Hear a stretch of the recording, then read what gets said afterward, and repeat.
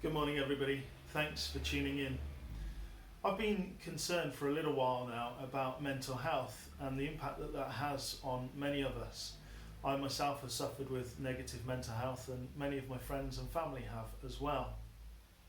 I've lately been reading a book called Lost Connections by Johann Hari, and it's a fascinating book, what I've read so far, and it's really insightful as well. Now, in this world of coronavirus, where we're trapped inside our houses and with little choice in what we're able to do in terms of normal life, I think that mental health could become an issue for all of us. And as I was reading this book, I was reading a particular chapter, and in it says this: where you feel worst about jobs and probably life is when you feel out of control.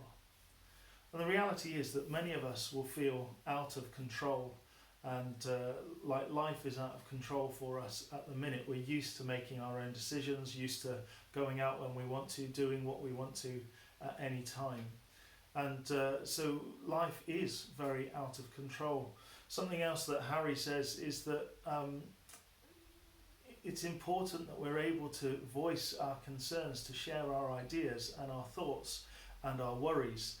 And it got me thinking about the Bible and about times where this may have happened in Scripture. And there's a particular time in Mark 14 from verse 32. Let me just read this to you. And it says, Jesus prays in Gethsemane. They went to a place called Gethsemane, and he said to his disciples, "Sit here while I pray." He took with him Peter, James and John, and began to be distressed and agitated. And he said to them, "I am deeply grieved, even to death. Remain here and keep awake." And going a little farther, he threw himself on the ground and prayed that if it were possible, that the hour might pass from him.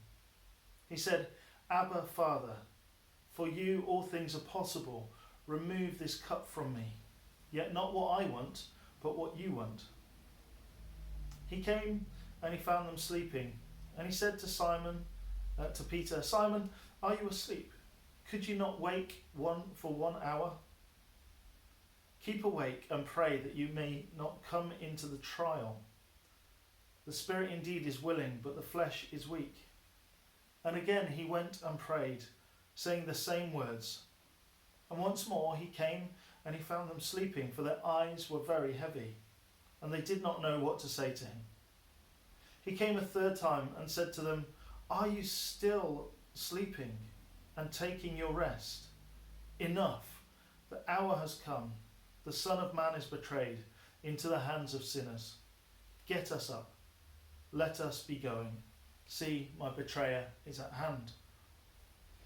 Now for me, I find real comfort in that passage, because Jesus knows that he's about to die, that he's about to be handed over to be persecuted and to go to the cross. And in knowing all of this, perhaps Jesus felt that things were out of his control and that he didn't have a say. And so he went to the Garden of Gethsemane. He went and isolated himself from his friends. He socially distanced from them, and he went down and he prayed and he spoke to God. He spoke to God about what his concerns were.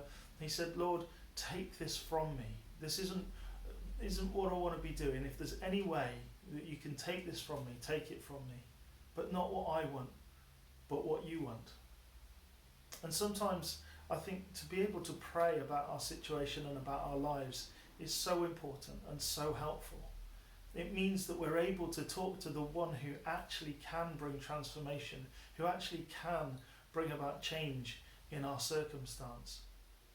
It may not be instant, it may not be the answer that we always want, but at least we're being heard. And the great thing is that anybody can pray. You don't have to be a minister, you don't even have to be a Christian at this time. If you're just crying out in prayer, then God will hear you. And you can say what you like. You don't have to be a professional prayer. You don't have to have all the right words. It's just speaking to God as if he was somebody who was there in the room with you and talking to a friend. And you could say, help, or I don't like this about this situation. Please can you bring about change? But to know that your voice is heard, to know that you're listened, to know that you're loved and you're cared for. How important is that? Folks, don't struggle alone. If you are experiencing mental health issues at the minute, you're finding this social isolation really difficult, then please phone somebody, phone me, phone a friend, get in touch, chat with people. We're in this day and age where modern technology is so brilliant that we can do video calls and interact with one another via social media. So let's keep in touch. Let's keep in touch with one another. But more importantly, let's keep in touch with God, our Father, who listens and cares about every aspect of our lives. God bless you all. Stay safe. Bye-bye.